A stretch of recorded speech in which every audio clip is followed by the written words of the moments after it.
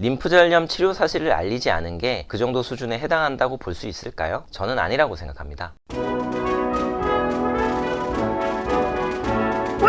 안녕하세요. 변집사TV의 손해배상과 보험 전문 변호사 한세영입니다. 오늘은 고지의무 위반과 보험 사기에 대해서 이야기해 볼까 합니다. 네, 최근에 한 분과 상담을 했었는데요. 이분의 이야기는 이렇습니다. 하루는 목이 좀 부어서 병원에 갔더니 림프절염이라고 진단을 받고 약을 처방받았습니다. 그리고 그 다음날 암보험에 가입했는데요. 병원에 갔던 사실을 알리지는 않았습니다. 그런데 이분은 몸이 걱정돼서 보험을 가입한 게 아니었습니다. 몇 달 전부터 알고 지내던 지인인 보험 설계사가 계속해서 보험을 가입해달라고 졸랐었거든요. 그래서 보험을 가입했었던 겁니다. 의사한테 단순 염증이란 말을 들었었는데 갑자기 암이 걱정돼서 암보험에 가입하진 않았겠죠. 네, 그러다가 며칠 후에 목에 뭔가 만져지는 것 같아서 병원에 다시 가게 됐습니다. 검사를 받았는데요. 이번에는 갑상선 결절로 진단을 받았습니다. 그리고 몇 년이 지난 이후에 병원에 가서 갑상선암으로 진단을 받게 됩니다. 네, 그래서 갑상선암에 대해서 진단금을 청구했습니다. 그랬더니 갑자기 보험회사에서 보험범죄특별조사팀, SIU라고 하죠.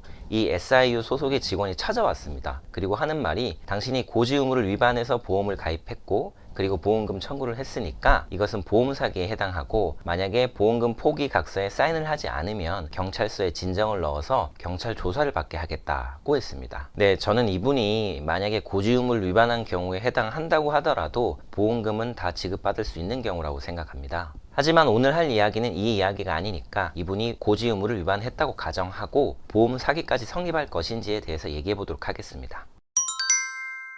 그러니까 질문을 한번 다시 정리해보면 고지의무를 위반하게 되면 보험계약이 해지되고 보험금도 지급받지 못하게 됩니다. 그런데 이걸 넘어서서 과연 형사적으로 보험 사기로까지 처벌이 될까요? 사실 이러한 부분은 다툼이 많아서 판례가 많이 있습니다. 보험계약자가 고지의무를 위반하고 보험계약을 체결한 경우에 있어서 이것이 보험 사기가 되느냐, 이 부분에 있어서 우리 법원은 이렇게 말하고 있습니다. 네, 이 부분은 조금 길기 때문에 제가 판결문을 보면서 읽어드리겠습니다. 판결문 내용은 이렇습니다. 보험계약자가 고지의무를 위반해서 보험회사와 보험계약을 체결한다 하더라도 그 보험금은 보험계약의 체결만으로 지급되는 것이 아니라 보험계약에서 정한 우연한 사고가 발생하여야만 지급되는 것이다. 상법상 고지의무를 위반하여 보험계약을 체결하였다는 사정만으로 보험계약자에게 미필적으로나마 보험금 편취를 위한 고의의 기망행위가 있었다고 단정하여서는 아니 되고, 더 나아가 보험사고가 이미 발생하였음에도 이를 묵비한 채 보험계약을 체결하거나 보험사고 발생의 개연성이 농후함을 인식하면서도 보험계약을 체결하는 경우, 또는 보험사고를 임의로 조작하려는 의도를 갖고 보험계약을 체결하는 경우와 같이 그 행위가 보험사고의 우연성과 같은 보험의 본질을 해할 정도에 이르러야 비로소 보험금 편취를 위한 고의의 기망행위를 인정할 수 있다. 이 보험은 우연한 사고에 대해서 보상을 하는 것이잖아요.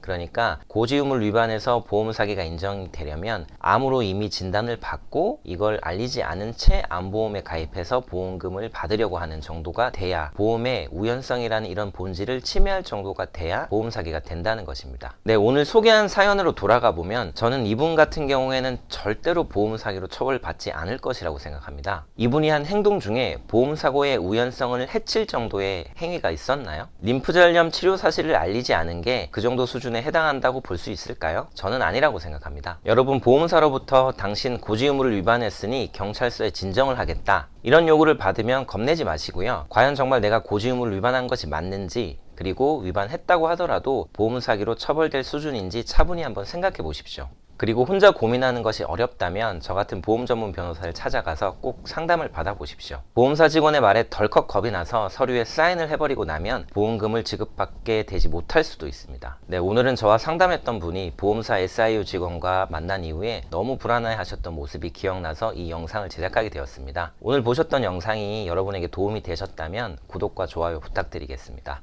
오늘은 여기까지 변집사TV의 한세영 변호사였습니다.